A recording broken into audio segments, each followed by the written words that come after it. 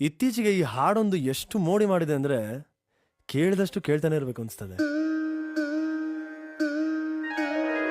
ಕಾಯೋ ಗುರುರಾಯ ಬಿಡದ ನನ್ನ ಕೈಯ, ಕಾಯೋ ಗುರುರಾಯ ಬಿಡದೆ ನನ್ನ ಕೈಯ, ನೊಂದ ಜೀವಕ್ಕೆ ಉಸಿರೆ ನೀನಯ್ಯ, ಜಗದ ಜ್ಯೋತಿಗೆ ನೀನೆ ನಿಜವಯ್ಯ.